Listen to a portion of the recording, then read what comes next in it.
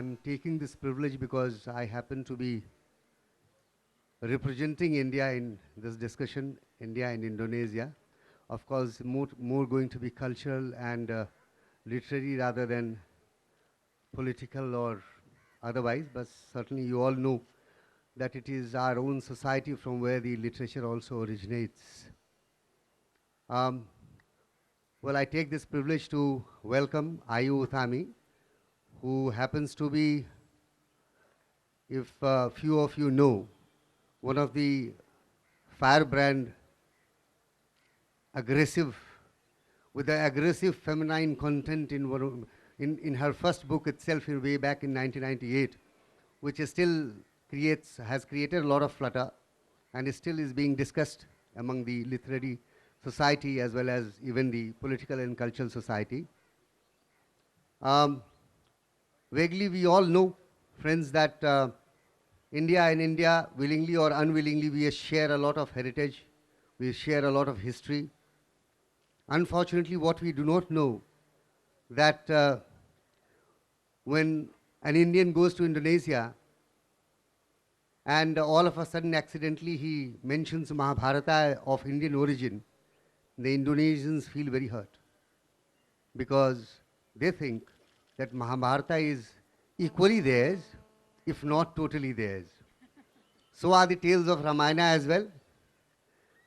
But see how near we are, that the symbols or cultural beliefs, the Indonesian army having Lord Ganesha as the mascot, and the Indonesian army intelligence having Hanuman as their mascot, or National Airways being called Garuda, 6,000 odd words of Sanskrit being accepted and internalized into their various local languages. Bhineka Tungal Eka, they call it, the unity in diversity, being the similar motto of the two great nations. The similarities are many, but what emanates from there is not only cultural strands of or bonds of relation, but also a lot of literature which originates from this social background. So, friends, on your behalf and the behalf of the Kalam, I welcome Utami. I would allow Utami to speak about herself because I will only say that in her country she is known as a person of literature who is a heady cocktail or heady mixture of a lot of knowledge of history and heritage, free imagination, and a very critical thinking.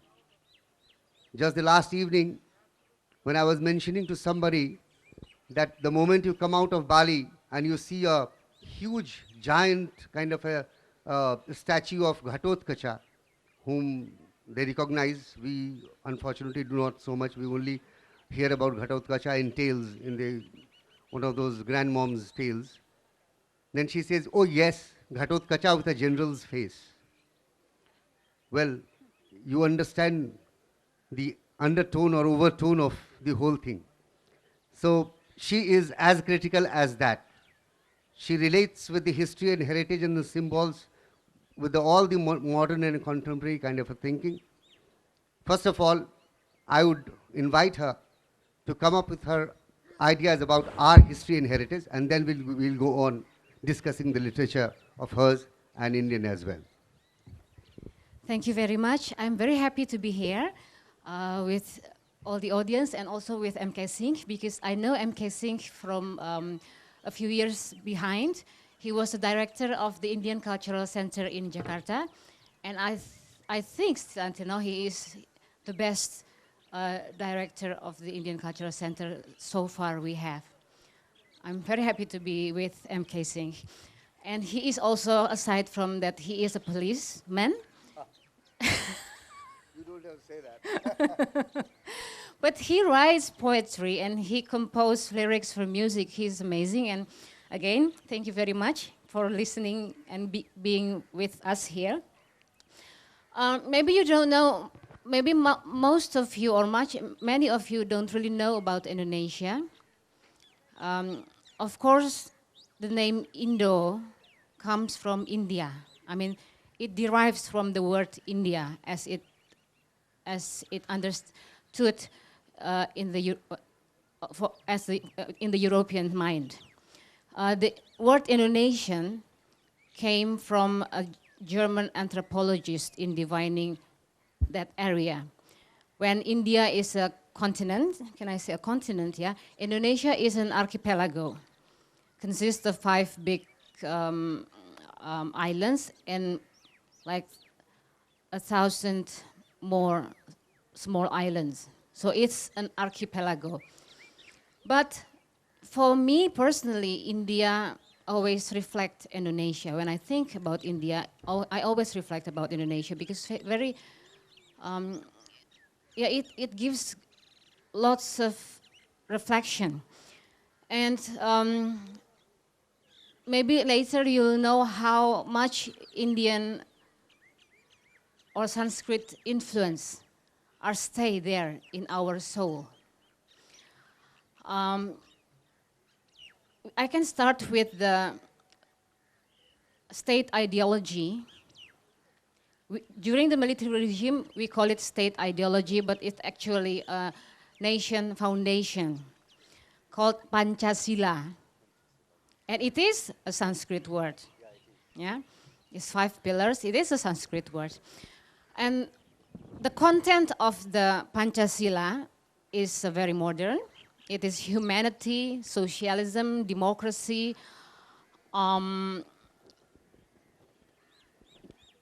spirituality. Maybe I missed something. Yeah, humanity, democracy, socialism. Peaceful coexistence. Peaceful coexistence. Kemanusiaan, Peaceful, yeah. Peaceful coexistence. But the content is very modern. But the package, the word is Sanskrit. And this state ideology or the nation's foundation is formulated by our founding father, who later became the first president of Indonesia, Sukarno. And the name Karno comes from Karna. Again, from Mahabharata character. So all these stories, the influence from the Sanskrit literature and language stay very deep in our consciousness and subconscious. And I think we can start from there. Yeah, I hope this small picture gives you a big illustration how it becomes our interiority. Yeah. And I want to use the word interiority, not identity. Because if I say identity, then it is easily pull us out and trap us into the exteriority. Yeah. As an Indonesian, as an Eastern culture. But when you say the Sanskrit influence our interiority, then it gives a resource when we have to articulate something. Okay. That reminds me. In 2010, I believe, we had all over the world, 150th year of Tagore being celebrated, and as usual, from the government, all the embassies are mobilized to do something or the other. We did something very uniquely. So we had an idea, and none other than Utami agreed to translate Tagore, of course, the English translation of Tagore, and she created a children's book where the Chele Bela, which is translated in English by Radha Chakravarti, that book, she translated the whole thing in Bhasa Indonesia, and some of the stories like Tota Kaini and all. And that was published, of course, by the largest publication there. And it was one of the high points of 150 years of Tagore being celebrated there. You were talking about influences. Now, while doing that work, the translation work, how did you feel? I mean, what was it? Did you still feel, because Tagore has been talking about that Swarnadeep and Bali, and in his poetry in Sagorika as well, and other poems which he has written in about the Sri Vijaya Empire and all. So while doing the translation, did you find that influence working in? I told MK Singh at that time while doing the translation, I crave for Indian food every time. So now I'm happy to eat some of the food mentioned in Tagore's book. Because Yeah, not I remember. everything is I ready remember in. she kept on asking me, where do I get this particular variety which is mentioned here, and half of them are not available in Indonesia, even in the Indian restaurants. Like the cham cham. Cham Yeah, cham? cham cham. Yes, I just cham tried it cham. this morning in the hotel. I'm very happy to find the cham cham. Yeah. But again, I think Tagore is Tagore is very well received in the past, and we really have to reread Tagore's work, because what he criticized. Why I choose the his children's stories is because some Indonesians know Gitanjali, Yeah. but they don't. We didn't have access to the other works. But I think Tagore's children's stories is very appealing also for Indonesian, because it speaks a lot about education and the alternative, and the issue is still a relevant issue today. Oh, that's great to know. Uh, well, like making the discussion slightly more interesting, as I told earlier, that she represents the woman power and the voice of the woman also, not only in Indonesia but across the globe now, and well recognized. So, um, coming to that particular point, which is also our cultural kind of a maybe became being contiguous to each other, but that is an issue regularly debated and continuously at times avoided as well. That is women and status of women in society, which has been for ages has been discussed here as in India as well as in Indonesia. Now, are you in the first novel itself, in Saman, used certain symbols and words and phrases which were like some of the critics said that, well, it is kind of a creating a sensation, maybe. Then people said, went up aggressive kind of a expression. Maybe it comes from the suppressed kind of existence they had during the colonial regime, maybe. But is it true for India also? I mean, was there anything like this when you were creating those aggressive kind of expression? Maybe it comes from the suppressed kind of existence they had during the colonial regime, maybe. But is it true for India also? I mean, was there anything like this in your mind when you were creating those characters who were acting like that in Saman? Um, well, actually, I am reacting against the situation in Indonesia at that time. I grew up during the military regime, and we didn't have internet at that time, so censorship is very strong.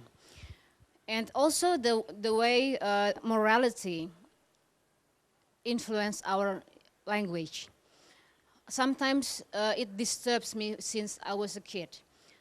Like, people want, as they said, as an Eastern culture, you want to be polite. But the way they polite is sometimes at the expense of other things. For example, in Indonesia, people want to be polite by not mentioning the word hooker or prostitute. They don't want to use that word in Indonesia, which is pelacur. And they make a euphemism, a new euphemism saying, wanita tunasusila, or shortened with the S. Sushila means not Sushila. Jara Sushil Noi. What is Yeah, sushil? that's, I just made them understand that word. That explains everything, yeah. But what is sushil? Sushil means a man with etiquettes, Yeah. no, good behavior, Yeah, well so behaved. you see again the Sanskrit word in Indonesian language. Yeah?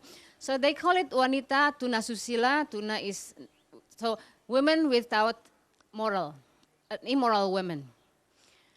And they shorten it to WTS. W is pronounced W in Indonesia. WTS, wanita tunasusila. So the speaker will feel that themselves as polite. They don't say a dirty word like hookah. But the content of the word is really biased and really full of prejudice against the woman, because they mentioned the woman as without moral. Yeah. While being very harshful toward the woman, they feel they're polite. So this kind of thing disturbed me since when I was a kid, and at that time there was no feminist theory to help me, so I have to answer it myself, and it influenced my language because I want to, and also this morality enter many parts of activities. It also enters dictionaries, it enters the academic, it enters hospital. I mean, in hospital, a doctor or registration will ask whether you are married or not instead of whether you are you had sex or not. But they cannot say that. They cannot say, are you sexually active? No, they cannot say that. They will say, are you married? Yeah. But then it has an effect, because if you are married, then you have to have the husband's name, and you have to be Mrs. something. And you don't say, if you're not married, you don't say no. You say not yet. Yeah, that's right. That's if I say no, part of it. sometimes I say no. No, I'm not married, and I don't want to get married. And people will say, no, don't say that. You're not yet married. But yesterday, one of our conversations, she came up with a very, it was very revealing, again, culturally, that in Indonesia, I know it is better to be, for a woman, it is better to be known as Widow. Widow than widow than virgin widow, or no, something like that. Then it's better to be a widow than an old virgin. Okay, old virgin. Okay, right. Okay, yeah. So divorce rate is high in Indonesia, especially in some. Divorce is not a taboo. Okay. Yeah, it's better to be a widow, a divorcee than old virgin. So anyway, back to the question. I found when I was like teenagers, I found a dictionary in English Indonesian dictionary that translates orgasm as kemarahan, which is anger. They translate orgasm into anger in Indonesian, and orgy into pesta keagamaan, which is religious party. Okay. So this whole morality is really misleading.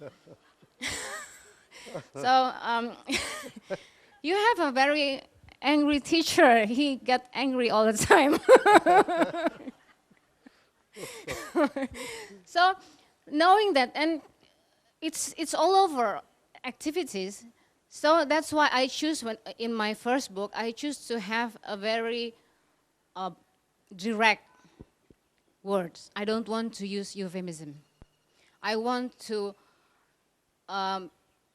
take the language back to it's supposed to, because otherwise with this morality, you impoverish the language. That's why I use a very graphic word. Very well said, very well said. And you see, the contrasting reality is with Ayu Utami's writings, she uses a lot of religious symbols and mythical symbols. In Indonesia, it's not something which is unique to her. It is unique to some of the very big writers, that they use myths, ghosts, spirits, supernatural. In the general life also, you will find that they are kind of tilted towards believing in all these kinds of, which we call superstition, whatever you call. So these spirits, ghosts, and myths. Some of the critics keep on calling them, that Indonesians, the people who call our literature, mainly the non-English literature, as a third world literature, or developing literature or whatever. Mainly third world literature, it encompasses everything.